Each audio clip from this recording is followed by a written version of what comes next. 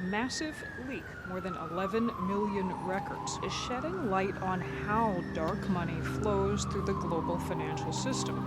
Boîte noire des paradis fiscaux, caverne d'Alibaba de l'évasion fiscale. These types of offshore entities have been used for decades. Système d'évasion fiscale touchant des hauts responsables politiques. Чорний скандал. Міжнародний консорціум журналістів опублікував масштабне розслідування coinvolti capi di governo, imprenditori, politici, For personaggi. involvement with terrorist organizations or authoritarian regimes in North Korea and Syria. Chiffres et bénéficiaires donnent le vertige. On y trouve 6 chefs d'État. Over the last decade, the largest international banks have been involved in multiple scandals. One name embodies the excesses of this renegade finance: HSBC. No matter where you live, no matter what kind of business you are in, if you wish to enter the offshore system, HSBC is likely to be your bank. Il y a à la fois l'argent de la drogue, à la fois l'argent du terrorisme, à la fois l'argent des diamantaires belges, à la fois l'argent du Gotha, du showbiz.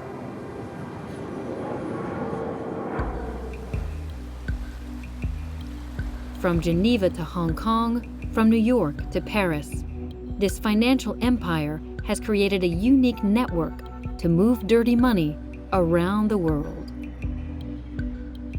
HSBC is considered one of the best money laundering institutions globally. From tax evasion to money laundering for the mafia and manipulation of currency, HSBC has its hands in a variety of illicit activities.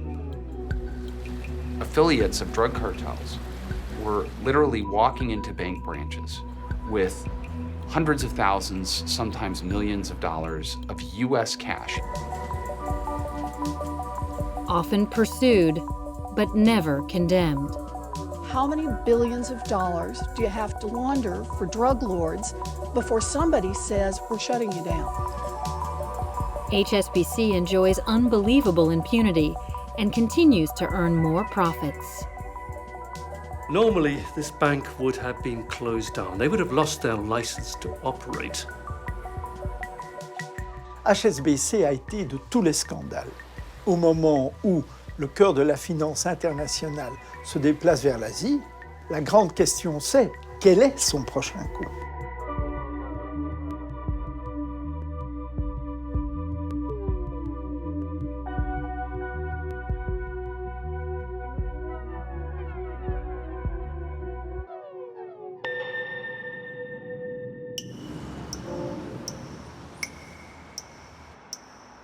HSBC stands for Hong Kong and Shanghai Banking Corporation.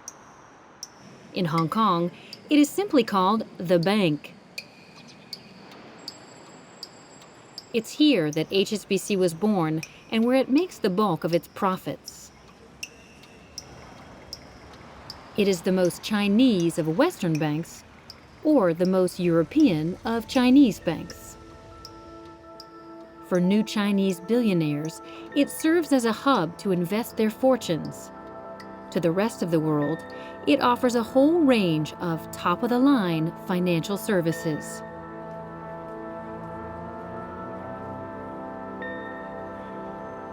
This place is likely to attract a lot of dirty money. This is a highly secretive jurisdiction, but it's also a huge financial entrepreneur.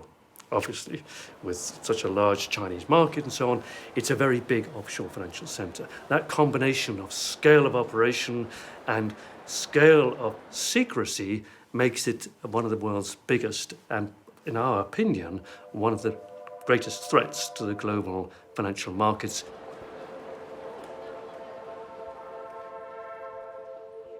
In April 2016, a handful of investigative journalists unveiled a treasure: 11 million confidential documents that revealed the operations of a law office specializing in tax evasion. This became the Panama Papers scandal. From this black box of money laundering, two key players emerge: Hong Kong and the bank HSBC. We knew this was a major go-to bank for individuals and for companies who wished to benefit from the secrecy that the offshore system provided.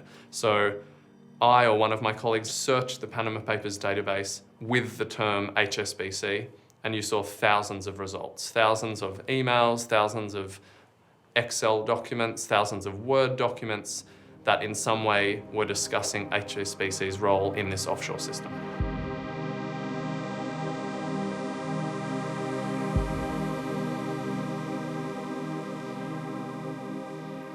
An incredible number of Chinese residents, businessmen and women, and of course, many family members associated with leading Communist Party figures who appeared in the Panama Papers and who often used Hong Kong as a conduit to the offshore world. They're not the kind of clients who walk in on a bright Tuesday morning to draw a check or to make a deposit. I just shake my head at much of what I see. Hong Kong doesn't have currency controls at its border. You know, if you can get the money out of China, you can fill up an 18-wheel truck and drive the cash in. Nobody's going to ask you to declare that. As a former undercover agent working within the money laundering networks of drug cartels, Bill Mosher is now working for the Chinese government. He tracks the flow of illegal money leaving the country.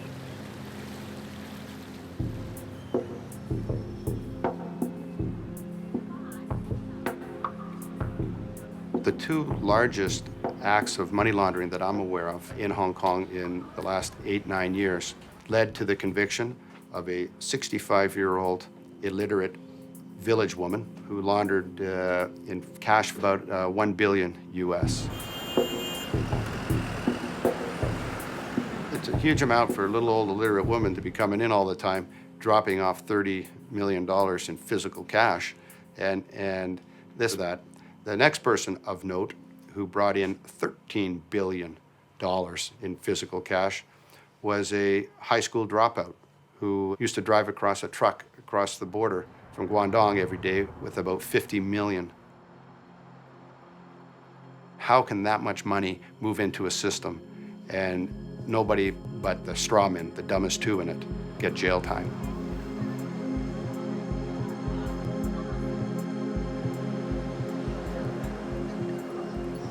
I don't have an idea of how much money is going out of China. We don't keep track of the source of the money in Hong Kong, whether it's from China, whether it's from India, from Singapore, from Japan. That has always been the case, and that will continue to be the case.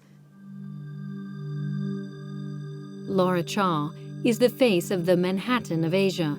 She also embodies the obscurity of this financial center. Close to the Chinese leaders with whom she once worked as a stock market control agent, she now advises the Hong Kong government while serving on the board of HSBC.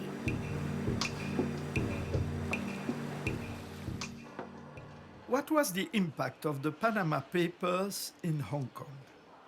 It was an item, a headline for a few days.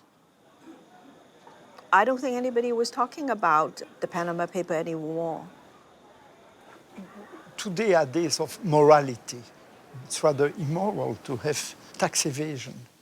There's no problem for Hong Kong companies to incorporate BVI or Cayman Island or Bermuda companies, and some of these are listed on our market. And there's no problem with that? There's no problem, yeah.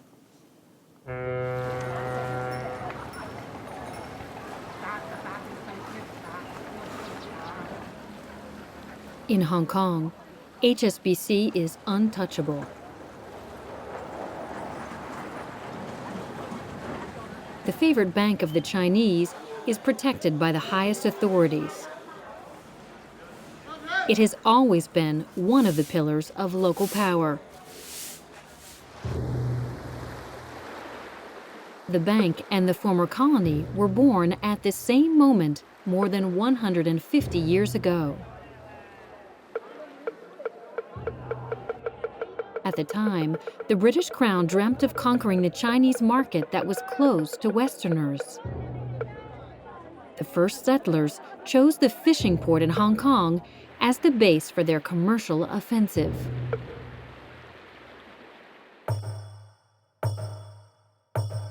The British began trading opium, destined for the Chinese market.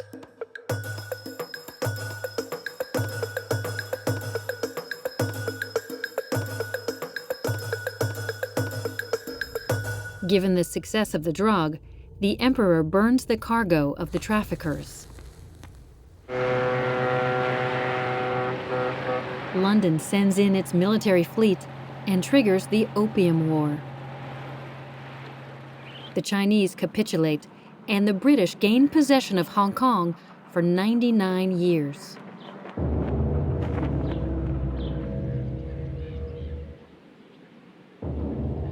The British were controlling large parts of India, where opium was grown. And basically, the British realized that opium was something that people wanted, and they realized that they had a lot of opium to offer, right? So before opium really sort of took off, the balance of trade was in the favor of the Chinese. Once opium becomes such a big product, the balance of trade actually goes toward the British side.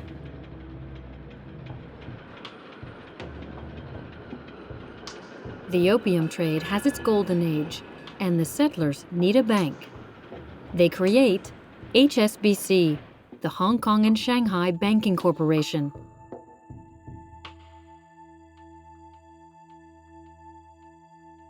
The most notorious traffickers in the city, mostly Scottish, sit on the first board of directors.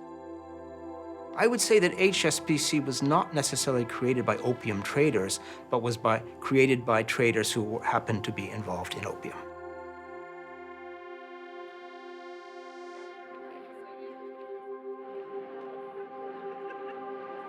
In Hong Kong, HSBC takes power.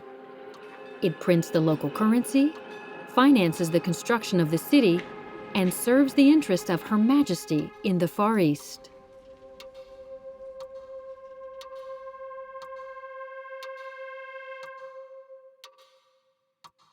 There were 3 or 4 great powers in that quite small place, and one, of course, was the governor, as appointed by the British government, and one was the chairman of the jockey club, which was responsible for the horse racing. But a third great power was always the chairman of HSBC. HSBC were always right there at the top, yes.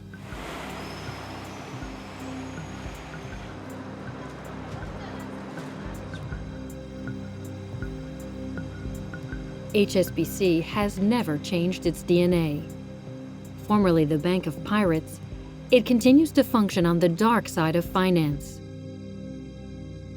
The only difference is, it no longer operates only in Hong Kong. The bank has become a global empire.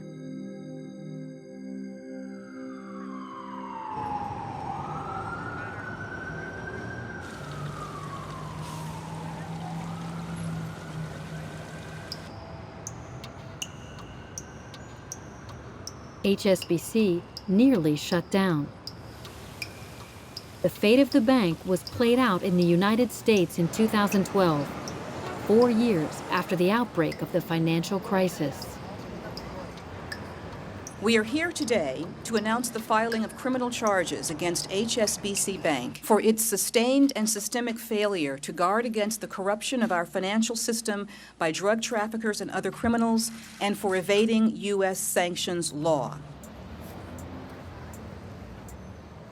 The Minister of Justice accuses HSBC of laundering the money of the Mexican and Colombian cartels that control the trafficking of cocaine.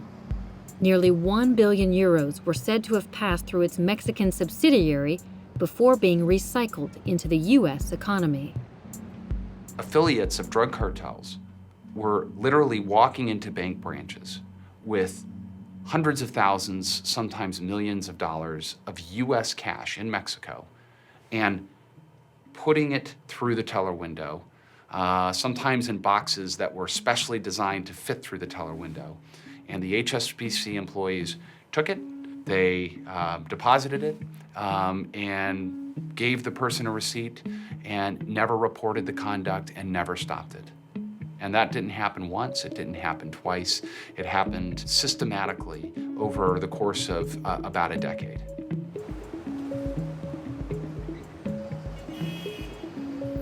There was one occasion, an individual walks into the bank with maybe $3 or $4 million, and bank employees spent one full day counting it.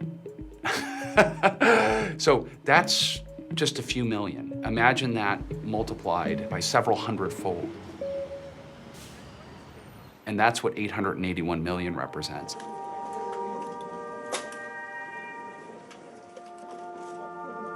The investigation is overwhelming. Not only have bank employees worked hand in hand with criminal organizations responsible for thousands of murders, but their managers ignored all of the warning signs. Bank had been warned repeatedly and consistently by US authorities and by Mexican authorities. They also were told that they had recordings from drug lords that said that HSBC was the place to launder money. Well, London knew everything, and they just didn't care.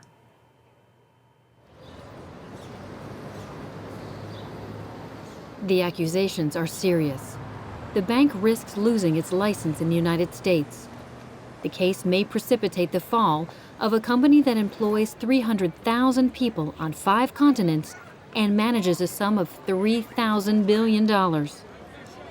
If HSBC were a country, it would be the 5th world economic power.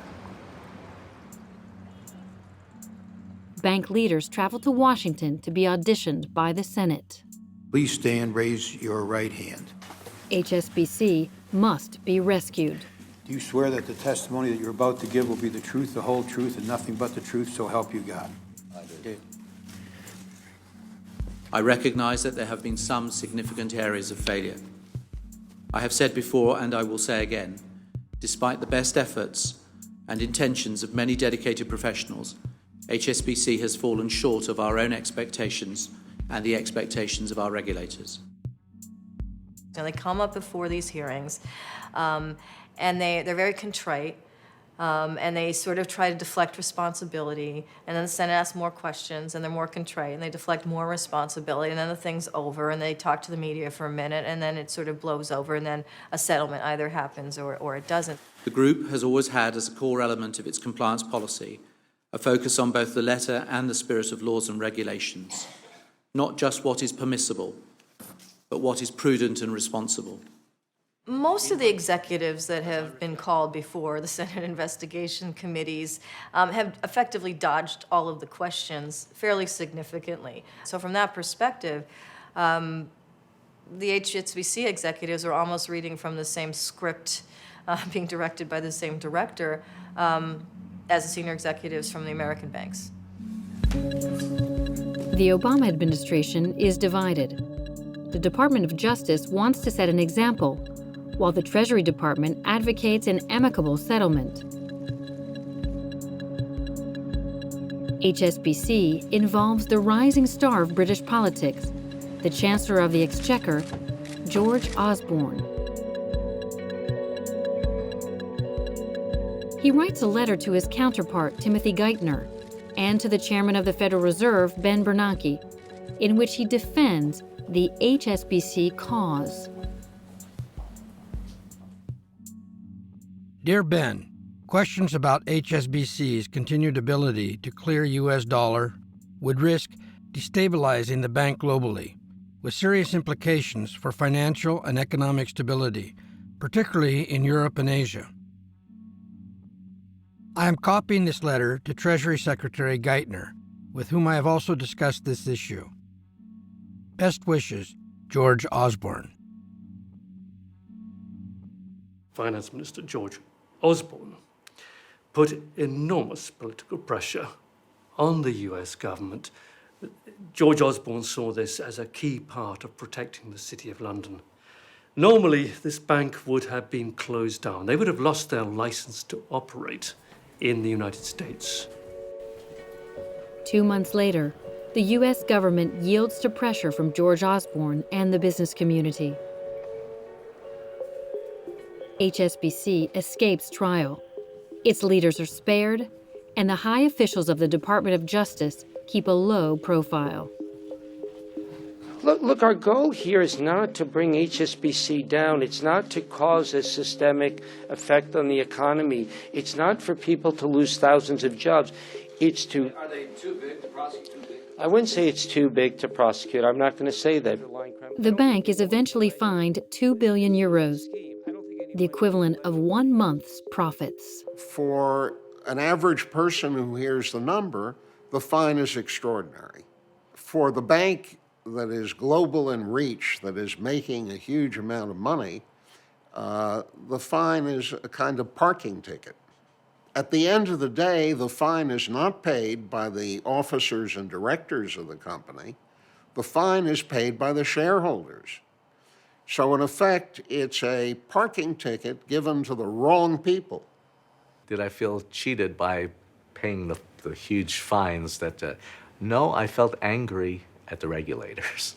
I think, yes, because the amount was obscene. Come on, Alan. This is not the regulator being harsh. This is banker doing things which are abominable. Listen, when you're dealing in Mexico, for argument's sake, yes, there is a lot of drug money, and it was just part of banking, and money just got transferred around all over the world, I think everyone realizes they just maybe were naive.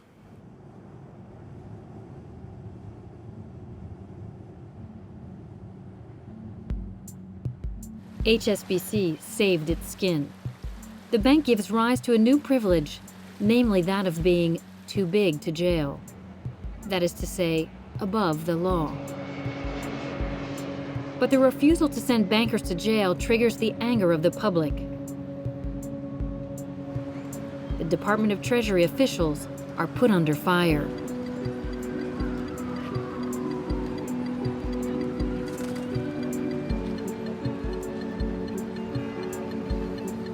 Thank you, Mr. Chairman. And thank you all three for being here today. How many billions of dollars do you have to launder for drug lords, and how many economic sanctions do you have to violate before someone will consider shutting down a financial institution like this? Mr. Cohen, can we start with you?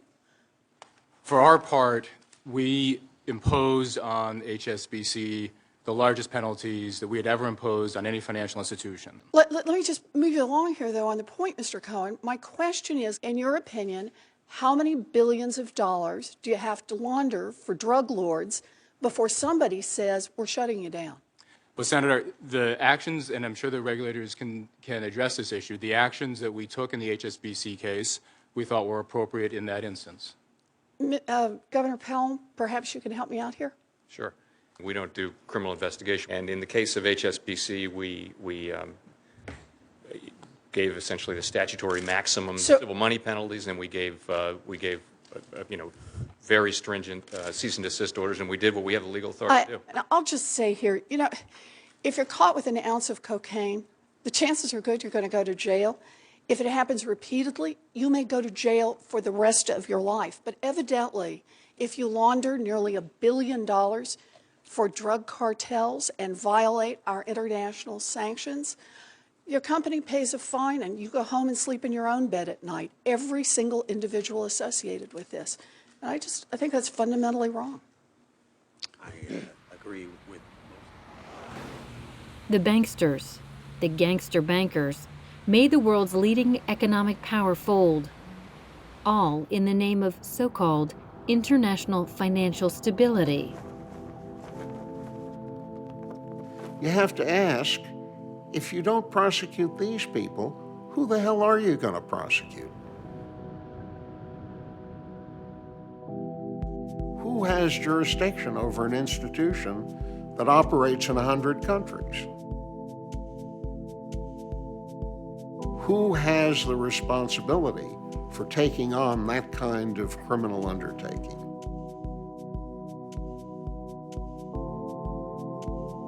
HSBC is already more than a bank. It has grown in magnitude and is now as powerful as some states. This is the culmination of a strategy launched 20 years ago.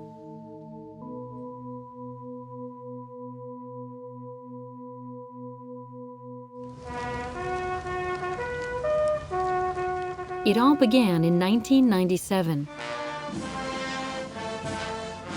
Great Britain officially hands over Hong Kong to the People's Republic of China.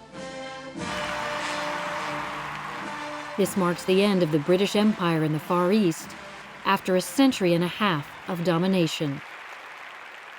The story of this great city is about the years before this night and the years of success that will surely follow it.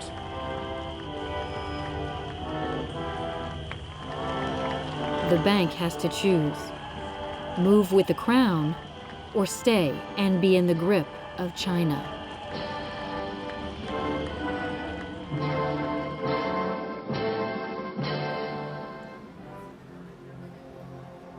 HSBC decides to have it both ways. It moves its headquarters to London, but keeps the heart of its business in Hong Kong.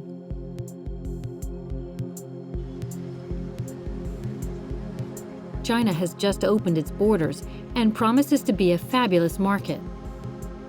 The priority is to flatter the new masters of Beijing.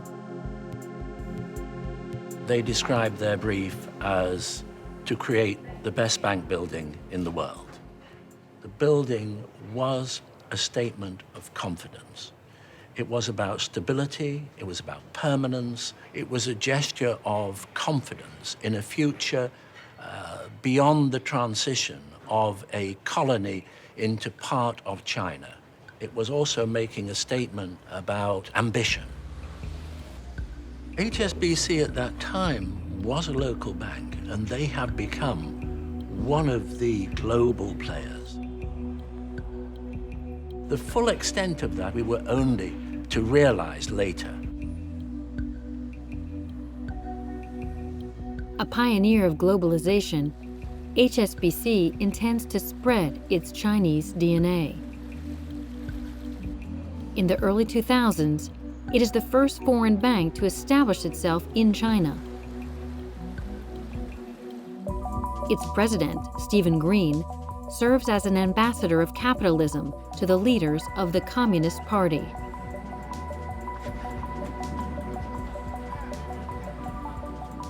Initially, we were actually advisors to Bank of China, Shanghai, to raise capital. So during the process, the president of Bank of Shanghai asked me, what about your own bank?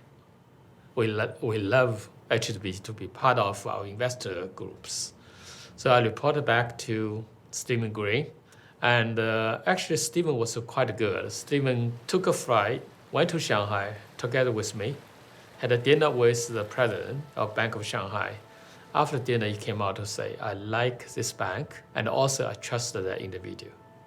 Let's do the investment. And of course, the payoff was good too.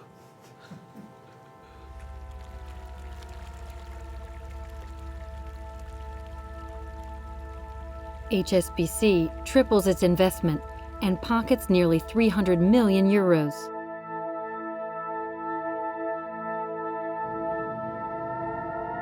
The bank extends its honeymoon with Beijing by exploiting its own history. Under the dictatorship of Mao, it was the only bank to maintain a presence in China. When the giant woke up, HSBC was already firmly in place. It was a terrific message that HSBC were able to give, to say we were always there, we never left. And it's always tried hard to compare itself with the American banks. And it takes flying. These American banks, they come and they go. We British, we stick around and stay. It's the Chinese philosophy, isn't it? Think long.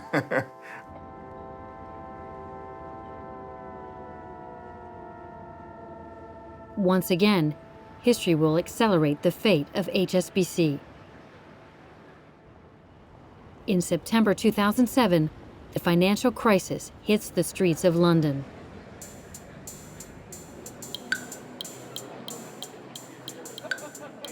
That I want to close this account.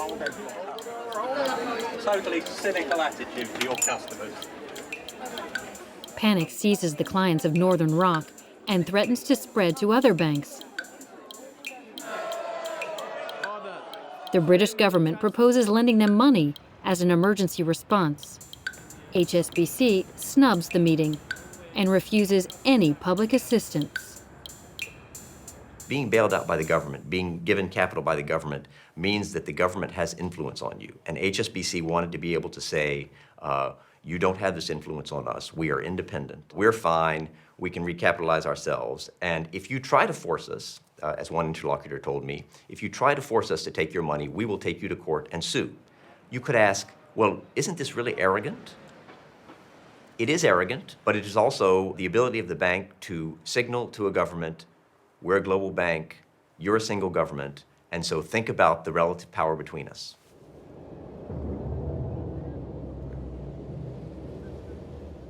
HSBC bankers prefer to turn to their friends, Hong Kong businessmen who made their fortunes through trade with China. The bank offers to sell them 18 billion euros of shares. We knew when the bank was facing some problems, we have to help out. And you know, the share price was very, very low at the time. And for most business people, the best thing was, why not take a share of the rights issue? And those people that did very, very well. Did you make a lot of money on that deal? Did I make a lot of money on that deal? I think that, yes, normally we don't give out figures, but it's a nice profit.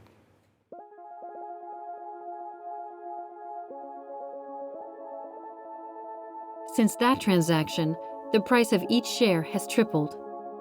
As always, HSBC made its shareholders rich. But history will remember that for the first time, Chinese money rescued a British bank. Driven by its Chinese business, HSBC is taking advantage of the crisis. While its competitors suffer losses, it is crowned at Westminster. Its president, Stephen Green, enters the House of Lords. I, Stephen, Lord Green of Hurstby Point, do swear by Almighty God that I will be faithful and bear true allegiance to Her Majesty Queen Elizabeth, her heirs and successors, according to law. So help me God. The banker, who is also a deacon, preaches the good word on Sunday at church, where he criticizes the influence of money. Lord Green was himself an upstanding member of society as well as being a moral banker, if you like. So he was the acceptable face of banking at a time when most bankers were not acceptable. Immediately after, Stephen Green entered the government as Minister of State for Trade and Investment. It was probably a dream come true for him, and this, of course, was at a time when the Cameron government and George Osborne, the then Chancellor, were very, very keen to build up Britain's links to Asia and to China in particular.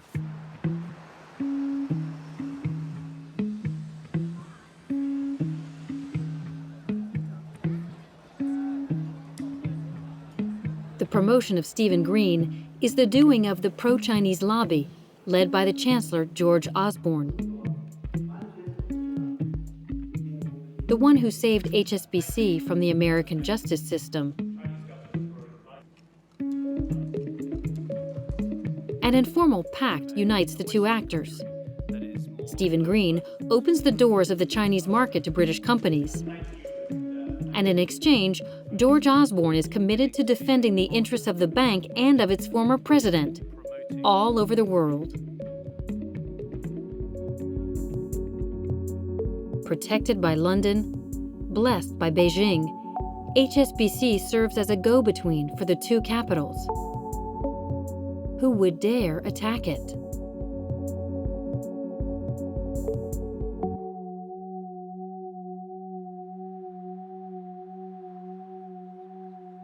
In Paris, a senior official of the finance ministry is waiting for his chance to go on the offensive. He's gotten his hands on HSBC's best-kept secret, the list of 100,000 customers who hold accounts in Switzerland. These documents were given to him by a former computer scientist of the bank. They reveal in detail the clandestine circuits that make it possible to clean dirty money.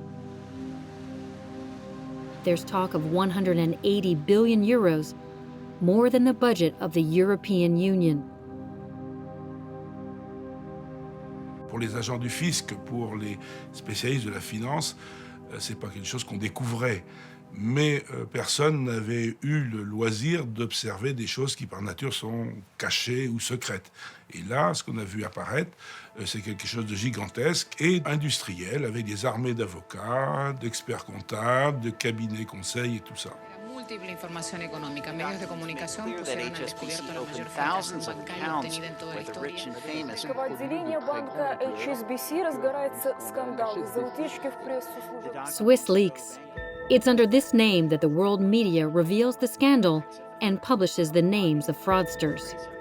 To mafiosi, heads of state, dictators, or ordinary citizens, to all its customers, HSBC offers numbered anonymous accounts and provides turnkey shell companies to evade the laws. The only condition? Customers must deposit at least 1 million euros. Il y a à la fois l'argent de la drogue, à la fois l'argent du terrorisme, à la fois l'argent des diamantaires belges, à la fois l'argent des chirurgiens dentistes français, à la fois l'argent du Gotha, du showbiz, de l'aristocratie française et européenne. C'est l'argent qui vient vraiment de tous les endroits, tous les domaines possibles. Là où il y a de l'argent, il fallait à un moment donné, c'était un sport national, cacher son argent en Suisse, chez HSBC.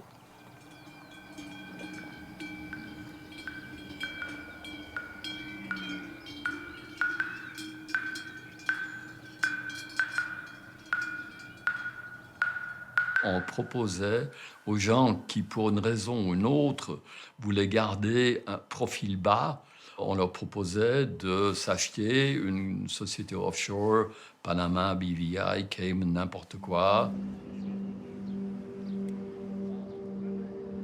Toutes les banques de la place se faisaient de la concurrence, ça c'est absolument clair. On ne pouvait grandir que par l'apport d'argent frais.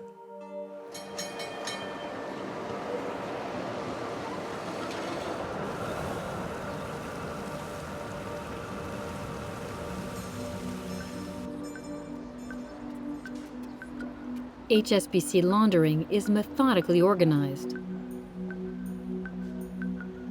Clandestine operations are the subject of internal reports archived in the bank's Swiss safes.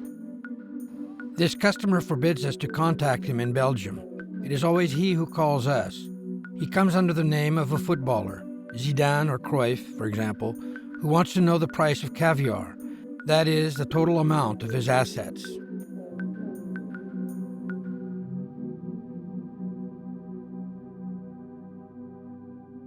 Genève, par rapport à Londres, n'était pas indépendant. Il ne faut pas croire ça. C'est clair qu'il y avait un énorme travail de coordination et de direction qui venait de Londres, puisque nous avions des membres de la maison mère au conseil de la Banque suisse. Donc Londres était informé de ce qui se passait à Genève.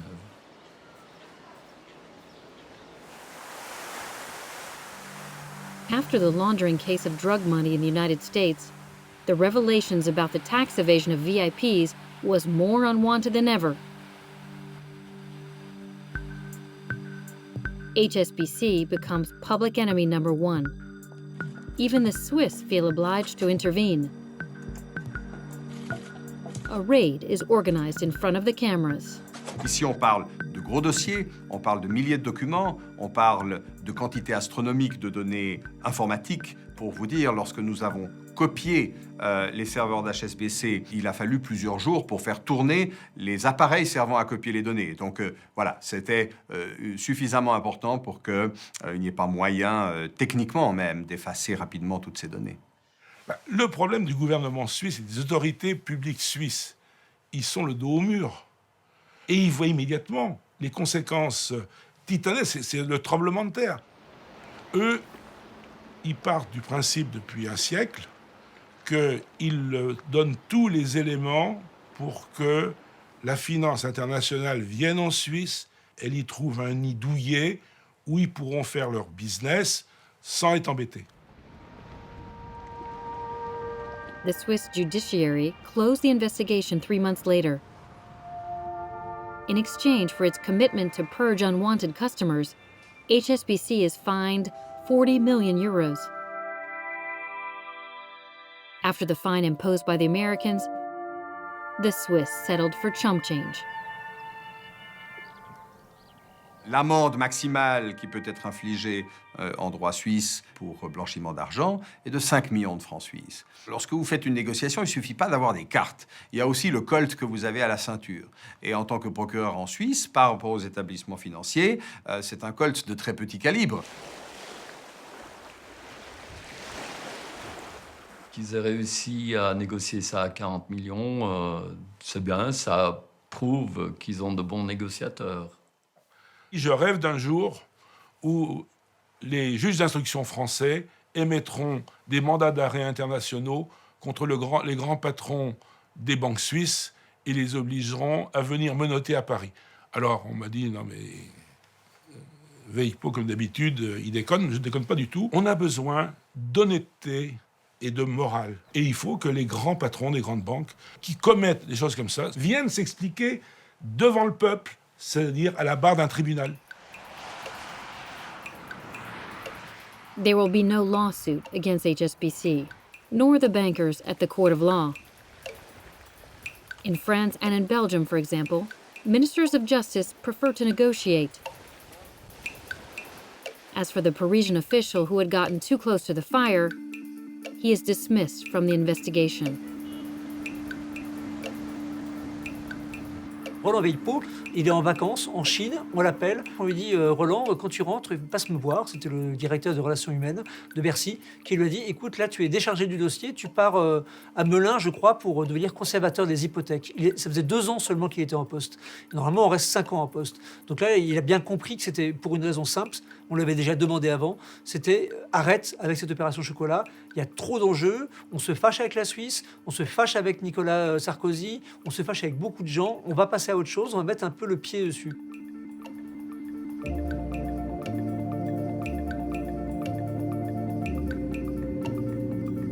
HSBC was saved once again. The bank is no longer just too big to jail. Its influence goes beyond the financial sphere and guarantees it complete impunity. The only concession? The former president, Stephen Green, disappears from the picture. Lord Green had presided over HSBC when they had acquired the Swiss branch. He knew all that. And what was particularly awful about Lord Green was, of course, that he had been appointed by David Cameron to be a trade minister. I thought this was absolutely shocking, and I thought he should come and give an account of himself to my committee. But this is one of the few times when politics trumped. The matter is political. Stephen Green, the former Secretary of State, can bring down David Cameron's government. Does the Prime Minister expect us to believe that in Stephen Green's 3 years as a minister, he never had a conversation with him about what was happening at HSBC? My responsibility is the tax laws of this country, and no one has been tougher. This government has been tougher than any previous government. That's why they're desperate. That's why they're losing. Mr. Conover!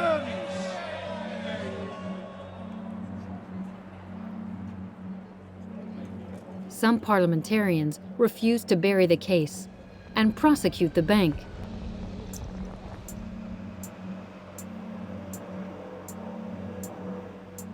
But no investigation will be launched, neither by the tax authorities nor by the British courts.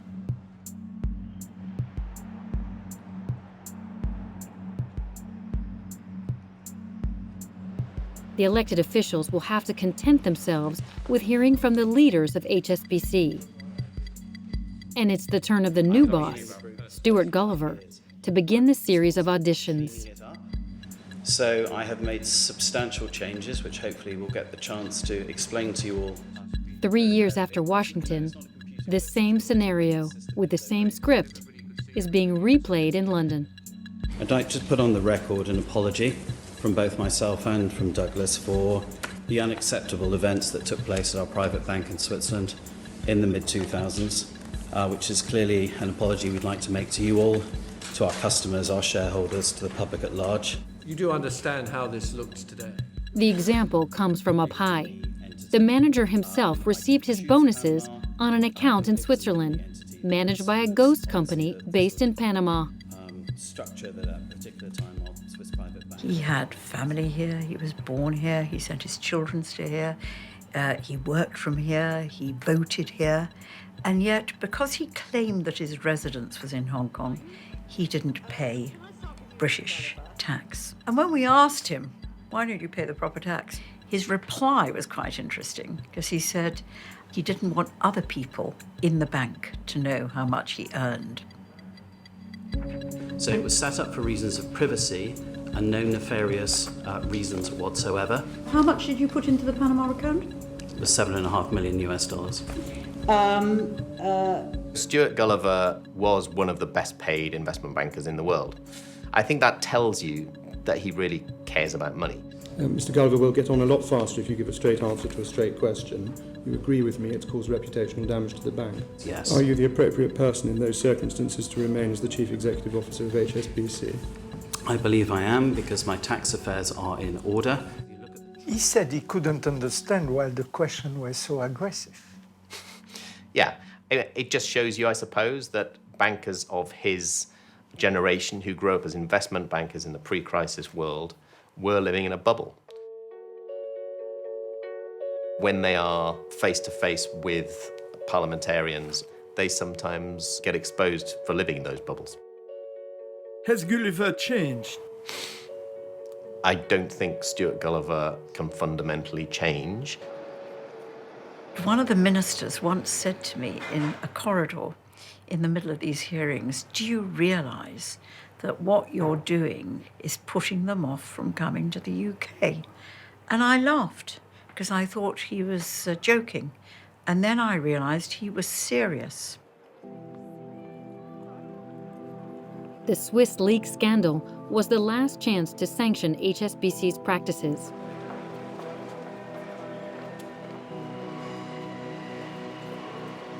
The authorities preferred to delegate to the bank the power to control itself.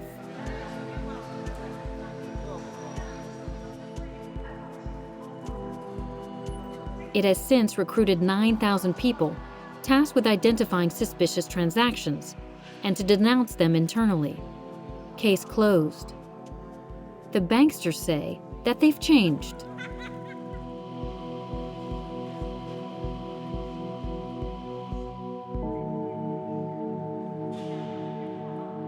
So I've been involved in financial market regulation for decades. I've heard this, that was in the past, that was 10 years ago. Now, 10 years ago, I heard HSBC saying that was in the past. And yet scandals that have emerged show that their claims 10 years ago were hollow. At this stage, I don't believe it. I do not believe that they've cleaned their act up. People talk about it as being a massive oil tanker. You can't change direction very easily. Are we capable of regulating the banks properly? Of course we are. Do we want to? Is the really probably important question. The British government has turned the page. It has other priorities, and HSBC has other ambitions. China needs its services. Beijing wants to set out to conquer the world.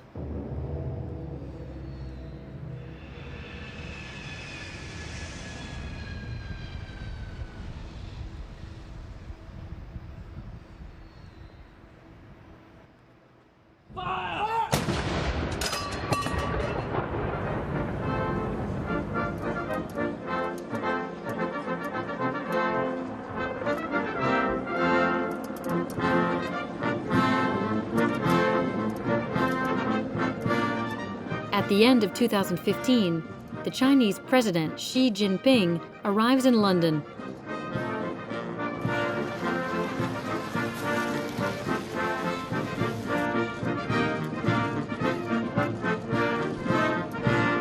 The United Kingdom unrolls the red carpet and celebrates the Sino-British friendship with great fanfare.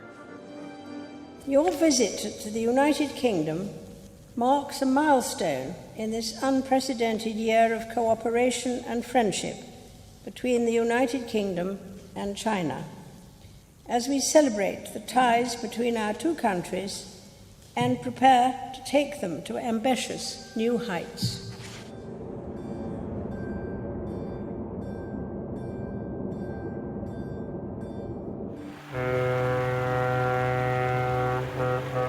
The century of China has begun, and HSBC changes masters. The former bank of the traders of opium, formerly in the service of Her Majesty, now operates under China. It must help the communist regime realize its dream, to become in turn a giant of the financial world. La Chine a les moyens de ses ambitions. C'est le banquier du monde. Elle dispose des plus grandes réserves en devises, que ce soit en dollars, en euros, en yens, en francs suisses, mais ce sont les monnaies des autres, elle ne les contrôle pas. Et c'est pourquoi elle entend imposer sa propre monnaie, qui est le yuan, dans la cour des grands. Elle a 20 ans devant elle pour arriver à cet objectif. What they really want is a world in which the dollar isn't so dominant. And so in that sense, London can play, as it is doing, an important role in the trading of Chinese currency, the RMB, and a big role for Chinese involvement in international finance.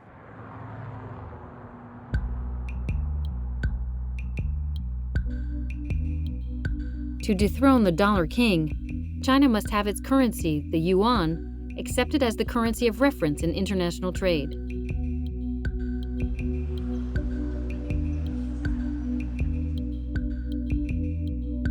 Beijing lags behind others. Its currency of the people is virtually unknown in the markets.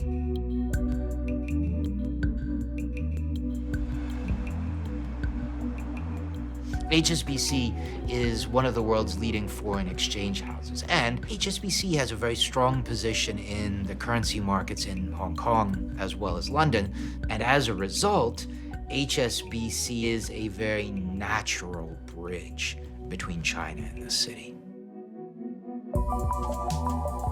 HSBC is the first foreign bank to convert the Chinese currency.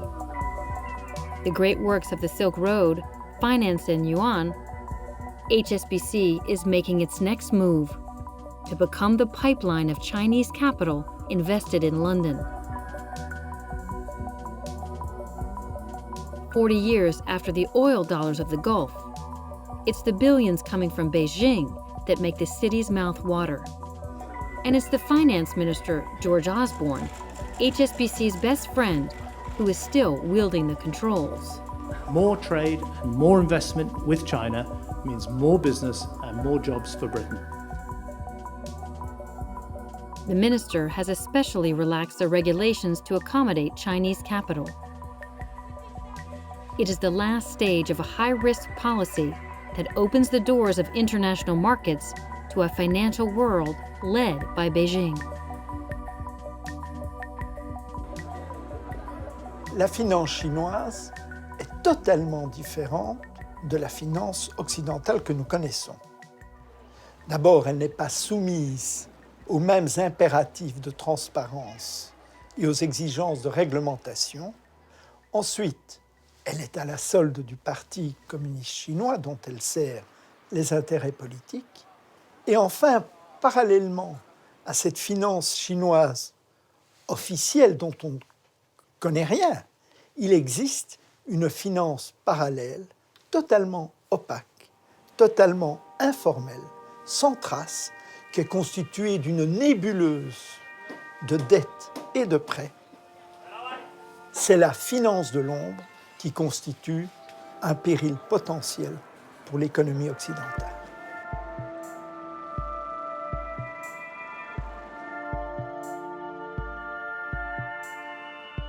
As you have firms of the stature and the size of HSBC marrying up with rising Chinese banks that are now so huge, yeah, it's a recipe for potential disaster.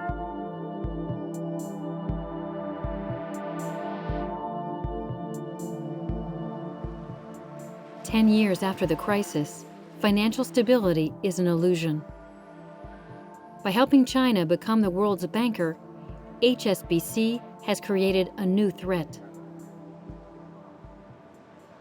So far, Beijing has always managed to contain its financial crises within its borders. But today, the banksters have taken down the firewalls. And with the first spark, the fire will spread to the west. And in the face of the impotence of the states, it is again the people who will pay the bill.